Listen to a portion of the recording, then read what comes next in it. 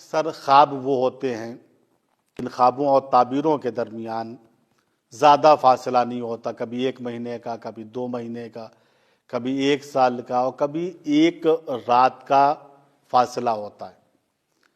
روایت بتاتی ہے سدیر سیرفی چھٹے امام کے صحابی ہیں، آپ کے محب ہیں، آپ کے چاہنے والے ہیں۔ سدیر سیرفی میں خواب میں رسول اسلام کو دیکھا۔ سدیر سیرفی نے خواب میں رسول اسلام کو دیکھا۔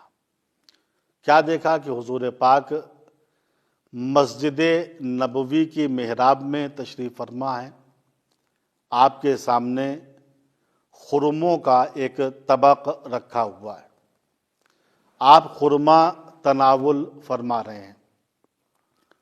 خرمے سدیر سیرفی کی نگاہوں میں بہت ہی رسیلے تھے، ان کا دل چاہا کہ میں بھی خرما کھاؤں۔ عالم خواب میں یہ رسول اسلام کے قریب پہنچے اور کہا یا رسول اللہ، اگر ہو سکے تو مجھے بھی خرما عطا فرمائیے۔ حضور پاک نے ایک خرما اٹھایا اور سدیر سیرفی کو دے دیا۔ سدیر سیرفی نے جب خرما کھایا تو خرما بڑا لذیذ تھا، بڑا مزیدار تھا۔ پھر ہاتھ بڑھایا، یا رسول اللہ اور دیجیے۔ رسول نے پھر ایک خرما دے دیا۔ سدیر سیرفی نے پھر خرما کھایا، مزہ آ گیا۔ پھر ہاتھ بڑھا دیا، یا رسول اللہ ایک خرما اور عطا فرمائیے۔ رسول نے پھر خرما دیا، یہاں تک کہ سدیر سیرفی خرما کھاتے رہے، ہاتھ پھیلاتے رہے۔ 8ویں مرتبہ پھر ہاتھ پھیلایا، رسول پاک نے پھر خرما دیا اور یہ خرما کھا گئے۔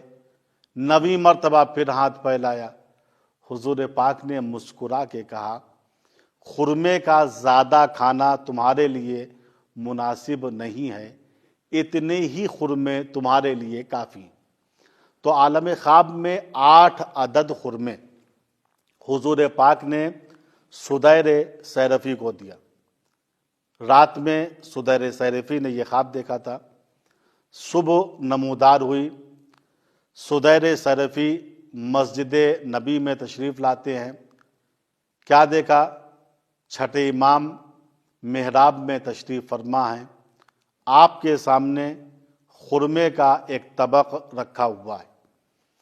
جس طریقے سے سدیر سیرفی نے عالم خواب میں رسول اسلام کو خرما تناول کرتے ہوئے دیکھا تھا، اسی طریقے سے سدیر سیرفی نے چھٹے امام کو دیکھا کہ آپ کے سامنے خرمے کا طبق ہے اور آپ اسی انداز سے خرما تناول فرما رہے ہیں جس طریقے سے عالم خواب میں رسول اسلام خرما تناول فرما رہے تھے۔ سدیر سیرفی چھٹے امام کے قریب گئے، خواب ذہن میں ہے، ہاتھ پھیلایا، کہا فرزند رسول اگر ہو سکے تو مجھ کو بھی ایک خرما عطا فرمائیے۔ چھٹے امام نے ایک خرما اٹھایا، سدیر سیرفی کو دے دیا۔ سدیر سیرفی نے خرما کھایا تو وہی لذت پائی جو عالم خواب میں خرما کھانے کی لذت کو انہوں نے محسوس کیا تھا۔ پھر ہاتھ پھیلا دیا، فرزند رسول خرما عطا کیجیے اور عطا کیجیے۔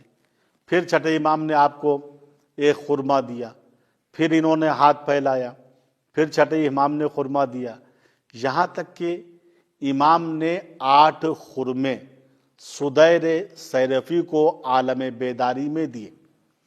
پھر 9ویں مرتبہ جب سدیر سیرفی نے ہاتھ کو پھیلایا، کہا فرزند رسول خرما اور عطا کیجیے۔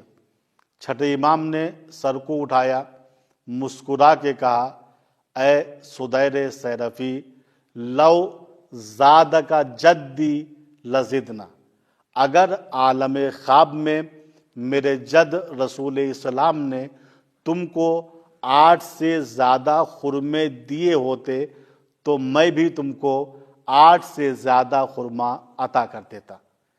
امام نے اپنے اس قول سے واضح کر دیا، یاد رکھنا امت کا کوئی بھی عمل اپنے امام سے پوشیدہ نہیں ہوتا ہے، اور یہ بھی آپ نے واضح کر دیا کہ معصوم کے عمل میں اختلاف نہیں ہوتا ہے، جو اول کا فیصلہ ہوتا ہے وہی آخر کا فیصلہ ہوتا ہے، جو آخر کا فیصلہ ہوتا ہے وہی اوسط کا فیصلہ ہوتا ہے۔ یہاں سے ایک نقطہ اور سمجھ میں آتا ہے کہ جو خدا کی طرف سے علم خواب کا عالم ہوتا ہے وہ صرف تعبیر خواب کو نہیں بتاتا ہے، بلکہ وہ تعبیر خواب کے ساتھ ساتھ انسان کے خواب کو بھی بیان کر دیتا ہے کہ تم نے عالم خواب میں کیا چیز دیکھی ہے۔